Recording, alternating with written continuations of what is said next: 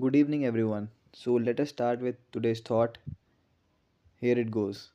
Success is permanent when we achieve it without destroying our character. So true. Now, let us move to some national news.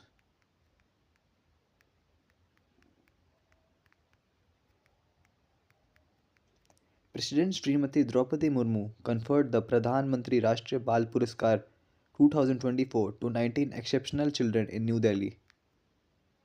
The Pran Pratishtha ceremony of Ram Lalla was held yesterday in the newly constructed magnificent temple in Ayodhya.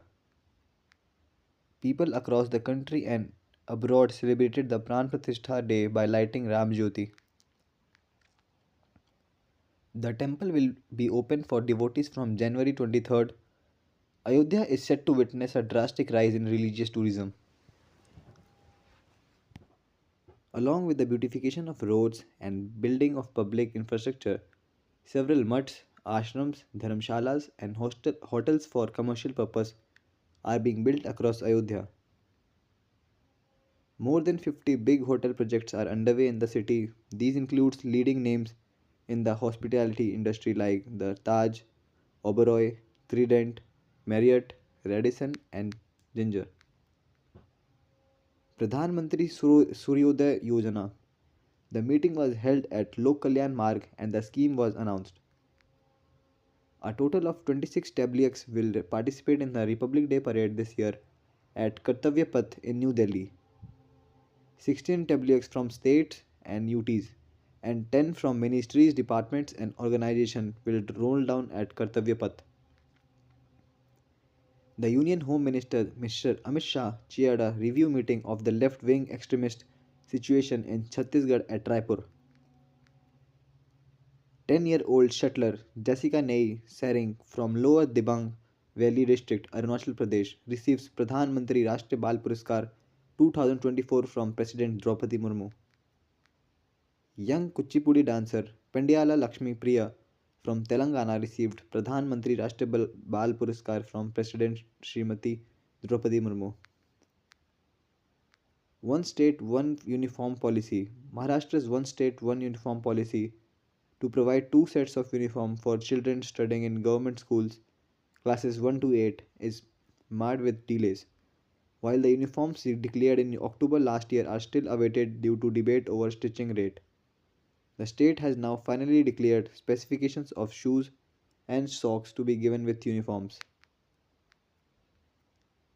Sri Sarbananda Sonobal inaugurated Ayush Diksha, a groundbreaking center at the Central Ayurveda Research Institute in Bhubaneswar. With a focus on Ayurveda, the facility boasts modern amenities. Now moving to some defense news. Ram Mandir consecration, Indian Air Force choppers showered vibrant flowers petals over the temple grounds. The 11th edition of India Kyrgyzstan Joint Special Forces exercise Khanjar has commenced at the Special Forces Training School in Baklaw, Himachal Pradesh.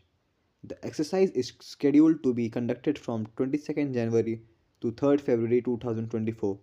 It is an annual event conducted alternatively in both the countries.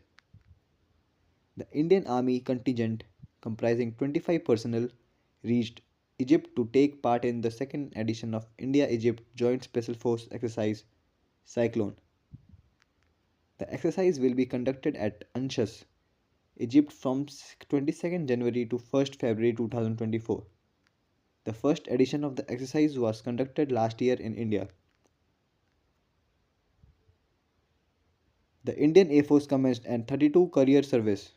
The air courier service from Kargil to Jammu resumed its operation from 22nd January to facilitate movement of people during the winter months. Indian Army deploys artificial intelligence to fight Pakistani spies trying to honey trap its officer and extract information. The Indian Navy is closely monitoring the movement of the Chinese ocean research vessel Xiangyang Hong 03, which is reported to be heading towards Malé, the capital of the Maldives. The vessel has been observed in key strategic locations such as the Indian Ocean region, that is IOR, the Bay of Bengal, and the Arabian Sea. Chinese research vessels, often perceived as spy ships, have been making regular forays into the Indian Ocean, heightening concerns about China's increasing maritime presence. Now, some international news. Amid the ongoing Russia Ukraine war, India envoy to Ukraine, Harsh Kumar Jain, handed over the 15th consignment of humanitarian aid to Ukraine, Embassy of Ukraine in India said. Israeli Consul General to Mumbai, Kobi Shoshani, on Monday visited the Sri Ram Mandir in Vadala. Mumbai said he looks forward to visiting Ayodhya soon. Ministry of State MOS for External Affairs V. Muralidharan on Monday met Sri Lankan President Ranil Wickremesinghe in Kampala, Uganda, on the sidelines of Third South Summit. The President of the 78th session of United Nations General Assembly, Denis Francis, arrived in New Delhi on 22nd January morning on a 5-day visit to India. He expressed his happiness as he arrived in India amid Ram Lala's Pran Pratishtha ceremony in Ayodhya and said that he is looking forward to discussing peace and progress in the country. Greek Prime Minister Kyriakos Mitsotakis is set to embark on a significant visit to India in the third week of February. In Janakpur, Nepal celebrates Ayodhya's Ram Lala consecration with Bhar Yatra and festive preparations. India to host Miss World pageant scheduled to take place between 18 February and 9 March 2024. The festival will be hosted across several spectacular venues, including the Bharat Mandapam in New Delhi and the Geo World Convention Center in Mumbai. Two government schools in California, Horner Middle School and Irvington High School, will launch a pilot program introducing Hindi as a world language in the curriculum. Now, some world news. China Kyrgyzstan border was rocked with a major 7.0 magnitude earthquake on Monday evening, the United States Geological Survey reported. The quake was registered just after 2 am at a depth of 13 kilometers in China's Xinjiang region west of the city of Aksu. Democratic Republic of Congo President Felix Tshisekedi was sworn in for a second 5-year term on Saturday after a landslide victory his opponents have refused to recognize due to widespread irregularities over the December general election. Prime Minister Rishi Sunak said that he would look to reduce taxes at future fiscal events if it was possible to do responsibly. Yemen's Houthi rebel group on Monday claimed that it carries out an attack against a US military cargo ship off the coast of Yemen.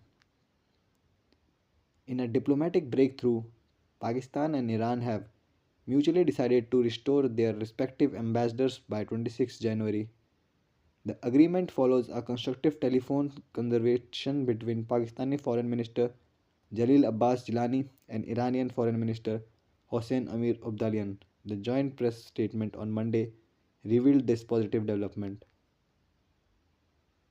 Elon Musk on Monday visited the Auschwitz-Birkenau site of a former Nazi German concentration camp, the European Jewish Association, that is EJA, announced.